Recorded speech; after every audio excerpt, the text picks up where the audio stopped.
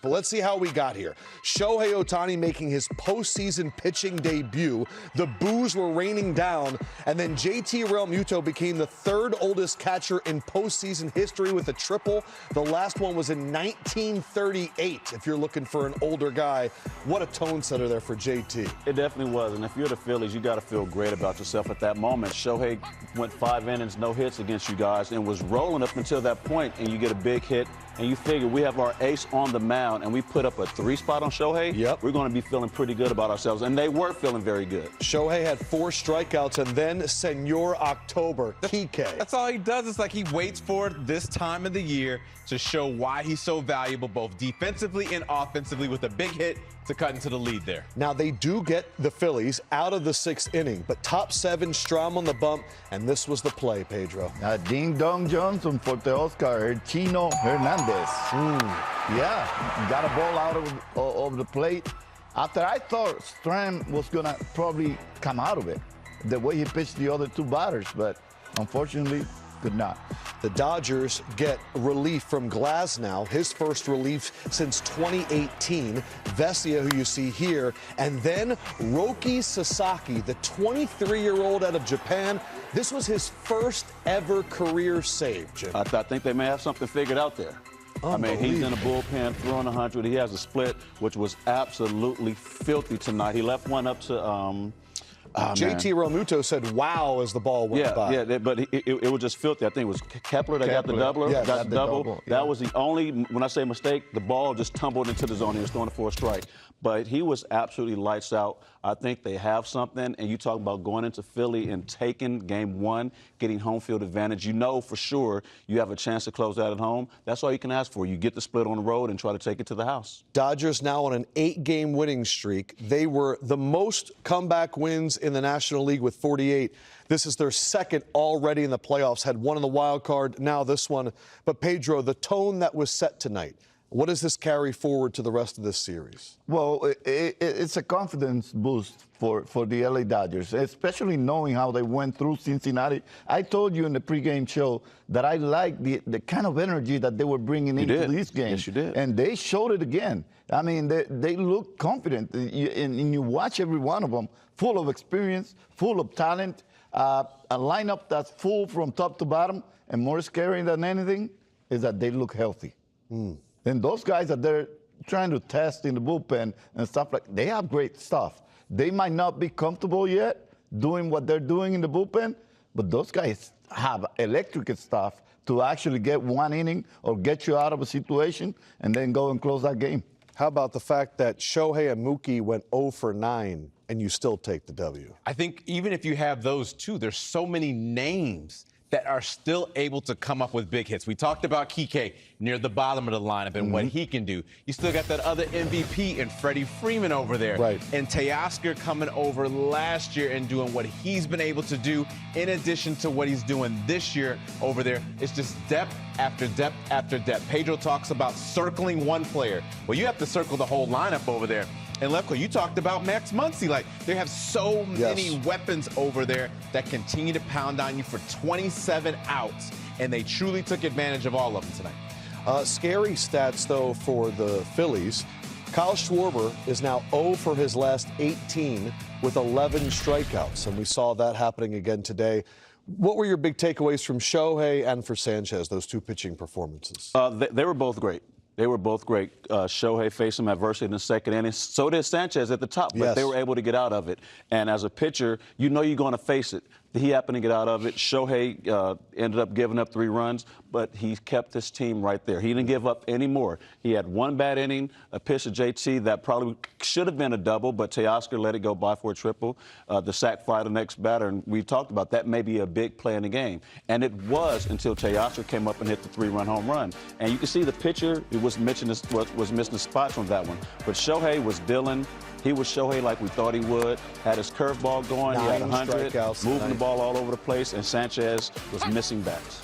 Yeah, Sanchez looked a little bit fatigued to me when he was pulled out. And I don't know, but I kind of sensed it. But Ohtani picked up his rhythm as he got going. Once he went through the bad moment he was going through in that 2nd inning, he turned it up, and his rhythm, actually got better. His stuff was better, and he looked more confident every single time he got a batter out. It's going to be tough. Snell's on the bump for the Dodgers on Monday, and the Phillies do not have... I don't know how close it was. I felt good with Glass tonight in some capacity, given he's going to start a potential game 4. I felt good about Vesia in some capacity tonight. And, you know, with Roki, I just felt that the lane right there, you know, asking Alex to do an up-down, I just felt, you know, comfortable with him right there. So, you know, and honestly, I could have went to a couple other guys in those spots, but, you know, just kind of knowing who I got, I felt good about those guys we were running out there. And Real Muto's ball that went to the wall for a triple didn't look like Teoscar gave a great effort to cut it off. What did you think of the play? You know, I got to look at it again. I would argue that he wasn't not trying. But yeah, that's a ball that you don't want Real Muto to have a triple. Certainly a short right field. But I will say, on that Harper ball, he made the adjustment himself, him and Dino, to cheat to the line, to go against the rec, to kind of play, you know, something that if Glass hangs a breaking ball, because that would have scored a runner. So, you know, he did a good job getting the ball in. So, and obviously, so that was a big play. And then obviously with the 3 strikeouts and to come up with a huge hit and to kind of, you know, keep that out of his mind was huge for us. Okay, we're going to go all the way back to Dylan. Dave, you know, on the subject of the pen, was there a scenario, like let's just say that second inning for Glass now had been quick, that he could have gone out for a third inning and just kind of closed out the game there? Yep, there was. And not that the second inning was bad. There was a walk in there, then the Harper grounder, C&I grounder, then the other walk. I felt that's what cost him, and then I got to make a decision. So I just felt that, you know, Alex is used to coming into spots, and so that's why I decided to go. But yeah, if it would have been a cleaner inning, I was certainly thinking about running back out there.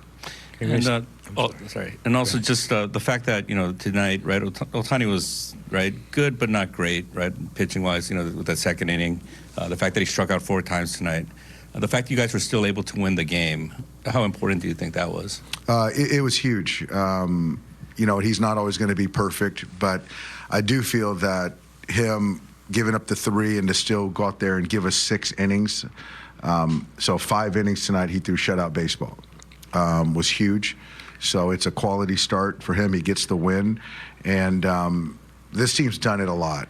You know, different guys pick each other up, and, you know, Tommy continues to do his thing. And, you know, Andy, after getting robbed, gets a big hit to start an inning. You know, Alex Call, when called upon, takes 2 good at-bats, and we got Will Smith in the game, gets on base. So just everyone collectively. And also you get a starter who's never come out of the pen and comes out and gives us a solid effort. So just great team win. We stay back there, Stephanie. Dave, you said in September that when Teo was kind of struggling, that one of the things you were looking to see from him was more edge. Have you been seeing more edge recently? And if so, when did that start? It started after that series in Colorado. I think that's when he kind of really turned it on, and it's a long season for all these guys, but I felt that that's the point where he was like, you know what, I got to be better, I got to play better, I got to play better defense, I got to dial up the offense, and the offense has really ratcheted up, you know, in September, though.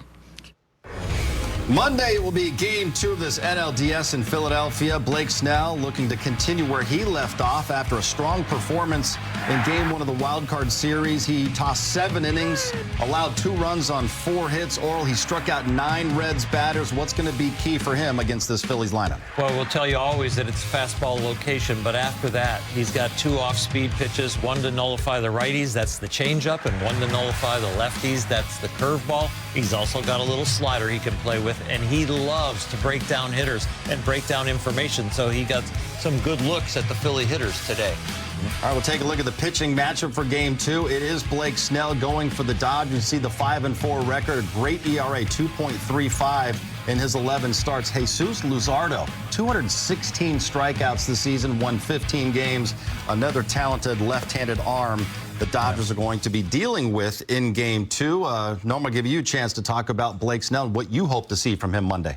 Well, I hope he learned that the off-speed was really effective for Shohei Ohtani, the adjustment that he made. You know, Ohtani, yeah, when he was attacking with the fastball, but the ones that hit, they were over the middle of the plate. Doesn't mean you don't go with the fastball. It means that you have to make sure you're able to hit the corners. But that off-speed, and then the way it made it look like a strike, and then it was breaking out of the zone. We know Snell has the same type of breaking ball, and hopefully it can be working for him as well. Well, a lot of times we will see a day off between games in a series, but not between games 1 and 2 where you don't leave the city. Or also, what are the players going to do tomorrow as they have this day off in Philadelphia and they get ready for a game on Monday? Yeah, normally when you have a travel day, you might have an optional workout then after the flight in, but I think they're going to work out. I think they're going to do their interviews. We're going to hear from Blake Snell. We're going to hear from their starter and the managers, maybe some of the stars of the game here from the first game. Maybe Schwarber and Harper going to do it, but it's going to be a full work day, and they're going to want to do stuff as a team, just like they did the last playoff season. Yeah, that's exactly what they'll do. It's all about working, staying in that zone, so to speak, but the mindset is you're here, it's a postseason, get your work in, and get ready to go out there and hopefully come back 2-0. Going back to the regular season, Nomar, the Dodgers have now won 8 consecutive games after getting game 1. But this is where you say, get greedy. Try to come home up 2-0. What they did an excellent job is getting home field advantage. I would say when you're playing the best of 5, if you can win 1, now all of a sudden you have home field advantage. So go out there, get greedy, go 2-0. Not that hard. Not that hard. Just keep going. Just keep winning. Try to make it 9 straight wins with a win in Game 2 on Monday. Everyone can kind of take a deep breath, exhale, enjoy some football on Sunday, get ready for baseball on Monday again. For Nomar.